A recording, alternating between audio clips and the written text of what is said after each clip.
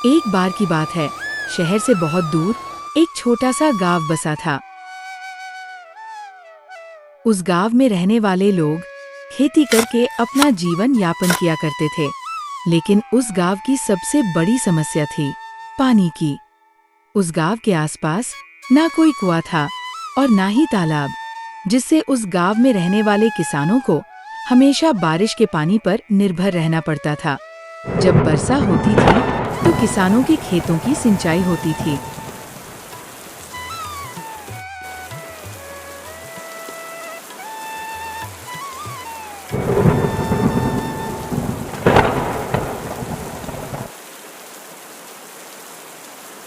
इस गांव में मोहन नाम का एक किसान अपनी पत्नी रमा और 7 साल की बेटी रानी के साथ रहता था।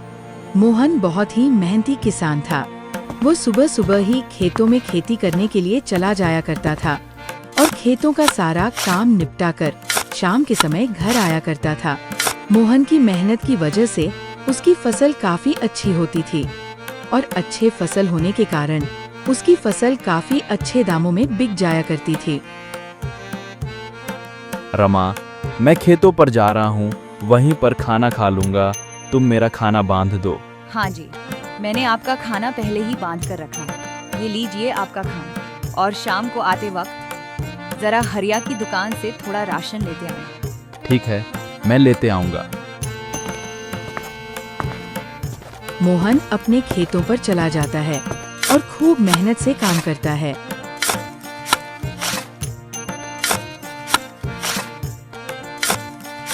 कुछ देर काम करने के बाद मोहन थक जाता है और वह एक पेड़ के छाव में बैठकर खाना खाने लगता है।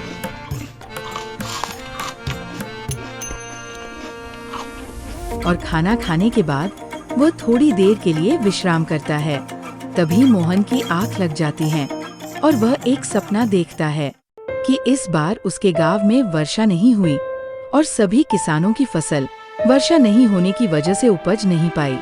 इस सपने से मोहन की आंखें खुल जाती है। हे भगवान, मैं यह सपना देख रहा था। यह कैसा सपना था? अगर वर्षा नहीं हुई तो मेरी तो सारी फसल बर्बाद हो जाएगी। नहीं नहीं, ऐसा नहीं हो सकता। हर साल तो वर्षा होती है, इस साल भी वर्षा जरूर होगी। यह मेरा बस एक बुरा सपना था। ऐसा सोचकर मोहन वापस अपने घर जाने लगता है। तभी वो देखता है गांव में कुछ लोग बातें कर रहे थे। अरे, मैंने सुना है इस बार कुछ गांव में वर्षा नहीं होगी, जिसमें हमारा गांव उदयपुर का भी नाम आता है। टीवी पर न्यूज़ में दिखा रहे थे कि इस साल कुछ गांव है जहां पर वर्षा नहीं होगी। तुम क्या बात कर रहे हो गोपाल भाई? अगर वर्षा नहीं हुई तो हमारे खेतों में फसल कैसे लगेगी? और अगर फसल नहीं लगेगी तो हम खाएंगे क्या? क्या कहें भाई, अब तो लगता है भगवान का ही सहारा है, वही कुछ कर सकता है। भला हम गरीब किसान क्या कर सकते हैं? इसमें हमारे गांव के आसपास तो कोई कुआं और तालाब भी नहीं है कि जिससे हम अपने खेतों की सिंचाई कर सके। हम तो केवल वर्षा के पानी पर ही निर्भर है। अगर वर्षा होती है तो हमारे खेतों की सिंचाई होती है, जिससे खेतों की अच्छी फसल आती है। और अगर वर्षा ही नहीं होगी तो सिंचाई कहां से होगी और फसल कहां से आएगी? हे भगवान, यानी कि मेरा सपना सच था। अगर वर्षा ही नहीं होगी तो मेरी फसल कहाँ से उपज पाएगी?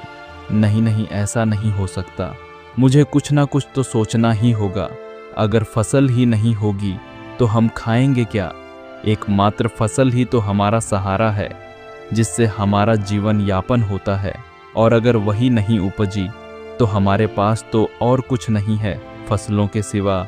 नहीं नहीं, मुझे कुछ उपाय तो सोचना ही होगा। ऐसा कहते हुए मोहन घर को चला जाता है। आ गए आप, बैठिए, आपके लिए खाना लगा देती हूँ। आप इतना परेशान क्यों दिख रहे हैं? क्या हुआ?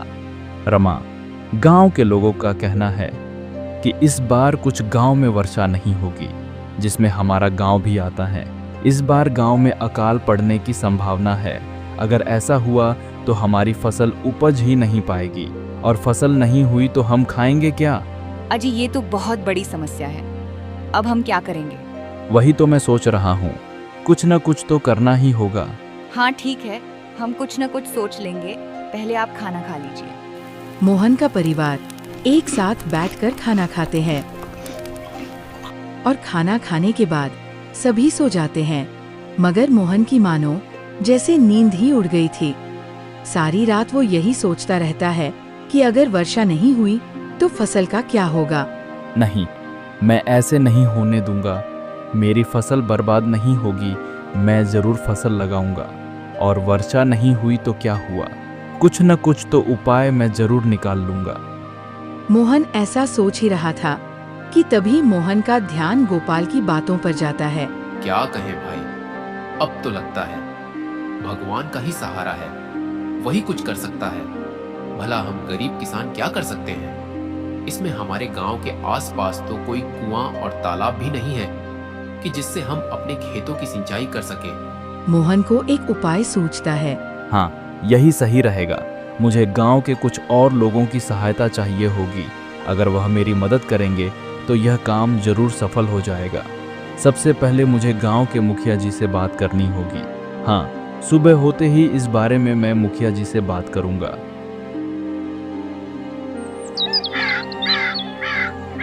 सुबह होते ही मोहन सबसे पहले गांव के कुछ लोगों के पास जाता है। मेरे प्यारे किसान भाइयों, जैसा कि सुनने में आया है कि इस बार हमारे गांव में वर्षा नहीं होगी। ऐसे में तो हमारी फसल नहीं हो पाएगी और हमारा पूरा परिवार भूख से तड़पता रहेगा। हमें कुछ ना कुछ तो करना ही होगा। बात तो तुम्हारी सही है मोहन भाई, लेकिन हम कर ही क्या सकते हैं? मैंने एक उपाय सोचा है। हमारे गांव में एक भी कुआं या तालाब नहीं है। अगर हमारे गांव में कोई कुआं या तालाब होता तो वर्षा का पानी उसमें इकट्ठा किया जा सकता था, जिससे वर्षा न होने पर हम कुएं या तालाब का पानी इस्तेमाल कर सकते थे। लेकिन हमारे गांव में कोई कुआं है ही नहीं, तो हमें ही मिलकर गांव में एक कुएं की संरचना करनी होगी। इसके लिए हमें गांव के मुखिया जी से बात करनी होगी। हाँ भाई, तुम सही कह रहे हो। ये तो बहुत बड़ी समस्या है। हमें इस बारे में मुखिया जी से बात करनी ही चाहिए। ऐसे सारे गांव के किसान मिलकर मुखिया जी के पास जाते हैं और मुखिया जी को अपना विचार बताते हैं। हाँ किसान भाइयों, यह तो तुम सब सही कह रहे हो। गांव में कोई कुआं या तालाब न होने की वजह से किसानों को बहुत दिक्कतों का सामना करना पड़ता है और गांव के सारे किसान केवल वर्षा पर ही निर्भर हैं। अगर हमारे गांव में कुआं होगा तो वर्षा न होने पर भी लोग अपने खेतों की सिंचाई कर सकेंगे। तुम ठीक कह रहे हो मोहन, हम कल से ही गांव में कुआं खोदने का काम शुरू कर देते हैं। तुम सभी लोगों को मिलकर गांव में कुआं खोदना होगा। और जमीन की चिंता मत करो, मेरे घर के पीछे जो जमीन है उसी में आप सब लोग मिलकर कुआं खोद लेना। सारे किसान इस बात पर सहमति जताते हैं और अगले दिन से ही गांव में कुआं खोदने का काम चालू हो जाता है। कुछ ही दिनों में कुआं खुद करके तैयार हो जाता है। बहुत गहराई तक कुआं खोदने के बाद कुएं में पानी नजर आ जाता है। पानी को देखकर लोगों की जान में जान आई और वो सभी बहुत खुश हो जाते हैं। सभी किसान मिलकर ये बात गांव के मुखिया जी को बताते हैं। मुखिया जी भी इस बात से बहुत खुश होते हैं। वाह मेरे किसान भाइयों, तुमने तो कमाल कर दिया। आखिरकार तुमने हमारे गांव में कुआं खोद ही लिया। अब तुम सभी किसान मिलकर बारी बारी से इस कुएं से अपने खेतों की सिंचाई करना। इससे तुम्हारे फसल की अच्छे से सिंचाई हो जाएगी और कुआं पास में होने की वजह से पीने का पानी भी लोग यहीं से भर लिया करेंगे। इस तरह इस बार उदयपुर गांव में वर्षा नहीं हुई, लेकिन वर्षा न होने के बावजूद भी गांव के किसानों को ज्यादा फर्क नहीं पड़ा, क्योंकि अब गांव के किसान बारी बारी से कुएं के पानी से अपने खेतों की सिंचाई कर लिया करते थे। थोड़े ही दिनों में गांव के किसानों की अच्छी फसल उपज जाती है। कुआं पास होने की वजह से अब गांव की सारी महिलाएं पास वाले कुएं से ही पानी भरकर ले जाया करती थी। इस तरह उदयपुर गांव में फिर से एक बार खुशियों ने अपनी दस्तक दी। नगर नीलपुर नामक गांव में हरिया अपनी पत्नी गीता और 7 साल की बेटी मुन्नी के साथ एक छोटे से घर में रहता था। पूरे गांव में वह सबसे गरीब व्यक्ति था। वह मजदूरी करके थोड़े बहुत ही पैसे कमा पाता था। उसके पास रहने को ठीक ठाक घर भी नहीं था, खाने को 2 समय का खाना नहीं था और ना ही पहनने को अच्छे कपड़े थे। गांव वाले हरिया की जरा सी भी इज्जत नहीं करते थे। जिस कुएं से बाकी गांव वाले पानी भरते थे, अगर हरिया उस कुएं से पानी लेने जाता तो सभी मिलकर उसे भगा दिया करते। एक दिन मुन्नी बहुत उदास होकर हरिया से कहती है, हमारी क्या गलती है पिताजी, जो गांव वाले हमारे साथ ऐसा व्यवहार करते हैं? हमने तो कभी किसी का बुरा नहीं किया। अरे तुम चिंता क्यों करती हो मुन्नी, मैं हूं ना, तुम देखना एक दिन यही गांव वाले हमसे मिलने के लिए लाइन लगाकर खड़े होंगे। मजदूरी करके मैं इतने पैसे नहीं कमा पाता हूं जितना बाकी कमा लेते हैं, लेकिन तुम देखना एक ना एक दिन हमारा भी सम्मान होगा। हरिया दिल का बहुत अच्छा इंसान था। वह कभी किसी के साथ धोखा या बेईमानी नहीं करता था। यही उसकी सबसे बड़ी खूबी थी। एक रात बहुत जोर की बारिश होने लगी। हरिया का घर कच्चा था, इसलिए उसे डर लगने लगा कि कहीं उसका घर बारिश के बहाव में बह न जाए। हरिया और उसकी पत्नी ने जरूरी सामान उठाकर मुन्नी के साथ पास ही अपने भाई के घर जाने लगे। हरिया के भाई का घर पक्का था, इसलिए हरिया ने सोचा कि जरूरी सामान उसके घर में रख देता हूँ। घर पहुंचकर हरिया दरवाजा खटखटाता है। दरवाजा खुलता है और हरिया का भाई बाहर आता है। क्या हुआ? तुम लोग इतनी बारिश में यहाँ क्यों आए हो? भाई तुम्हें मेरे घर का हाल तो पता ही है, सारा सामान पानी के साथ बहना जाए, इसीलिए मैं कुछ जरूरी सामान तुम्हारे घर में रखना चाहता हूँ। क्या तुम्हारा सामान मेरे घर पर?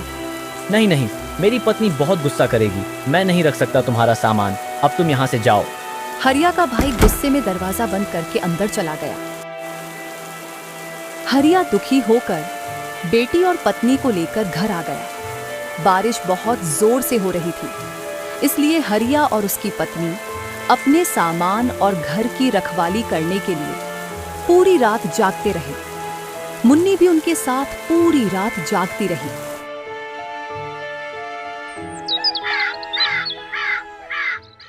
फिर अगले दिन जब सुबह होती है तो बारिश बंद हो चुकी थी। अब ऐसी बरसात की स्थिति में हरिया को कोई काम नहीं मिल पा रहा था। कुछ महीने किसी तरह गुजर गए। एक दिन हरिया से शहर के कुछ अमीर व्यक्तियों ने मिलकर गांव में एक सप्ताह का मेला लगवाया।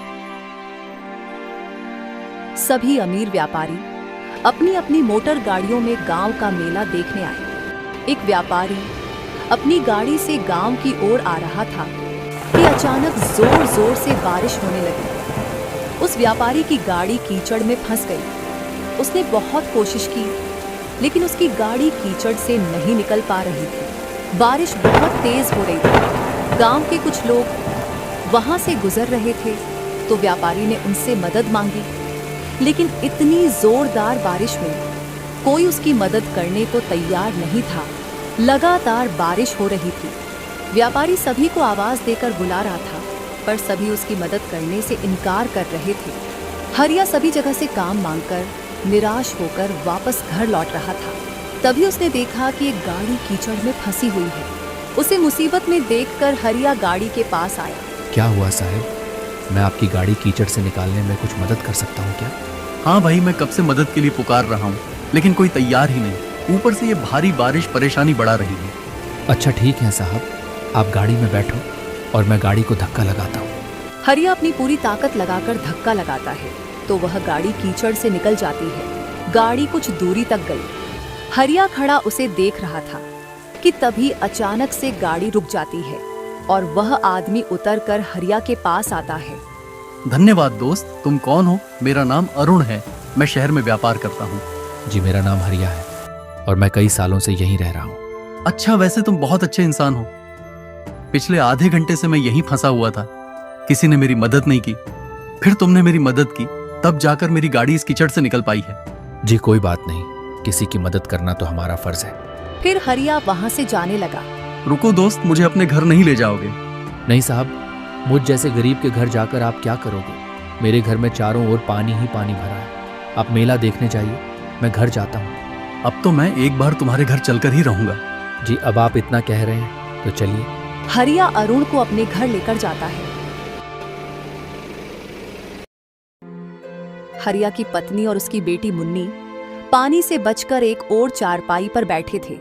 देखो साहब आए हैं हमारे घर, जाओ कुछ खाने को लेकर आओ। अरुण हरिया का घर देखकर बहुत उदास हो गया। उसने हरिया से पूछा, तुम क्या काम करते हो? साहब क्या बताऊं, मैं तो कब से काम की तलाश में हूँ, मगर कोई काम ही नहीं देता। बस इधर उधर घूमकर कुछ मजदूरी का काम कर लेता हूँ। बारिश की वजह से अब तो वो भी बंद है। तब तक गीता एक प्लेट में एक गुड़ का टुकड़ा लेकर आई और बोली, साहब हमारे घर में अभी यही बचा है, कृपया इसे ही खा लें। हाँ हाँ क्यों नहीं। हरिया, तुम्हें कोई काम नहीं मिल रहा है, अगर तुम चाहो तो मैं तुम्हें काम दे सकता हूँ। शहर में मेरे पास बहुत से काम होते हैं। सोच रहा था कि किसी ऐसे व्यक्ति को अपने साथ रखूं जो मेहनती और ईमानदार हो। मुझे ऐसा लगता है तुम में ये दोनों गुण हैं। यह सुनकर हरिया और उसकी पत्नी बहुत खुश हुए। मुन्नी भी बहुत खुश हुई। साहब मुझे कैसा काम करना होगा, कहाँ काम करना होगा, आप ये सब मुझे बता दीजिए। मैं आपके साथ काम करने के लिए तैयार हूँ। अब तुम सबको इस घर में रहने की कोई जरूरत नहीं है। मैं कुछ दिन बाद तुम सबको लेने आऊंगा। तुम मेरे साथ शहर में काम करोगे और वहीं अपने परिवार के साथ रहोगे। मैं तुम्हें नया घर भी दिलवा दूंगा। तीनों यह सुनकर बहुत खुश हुए, मानो उनकी खुशी का कोई ठिकाना ही न रहा हो। कुछ दिन बीत जाते हैं। फिर एक दिन अरुण अपनी गाड़ी लेकर गांव आया और हरिया के घर के पास आकर रुका। हरिया, सारा सामान तैयार है ना? अब चलो चलते हैं। हरिया अपने बीवी बच्चों के साथ सारा सामान लेकर अरुण के साथ शहर की तरफ निकल जाता है। अरुण हरिया और उसके परिवार को शहर लेकर आ गया। उसके बाद उसने उनको रहने के लिए एक घर दे दिया। हरिया का घर बहुत ही सुंदर था। हरिया सभी काम अच्छे से समझ गया था। अब वह अच्छे खासे पैसे कमा लेता था। हरिया और उसके परिवार का जीवन खुशी खुशी बीतने लगा। दोस्तों, अगर आपको यह वीडियो अच्छी लगी तो वीडियो को एक लाइक करें और हमारे चैनल को सब्सक्राइब करें ऐसे ही और वीडियो देखने के लिए।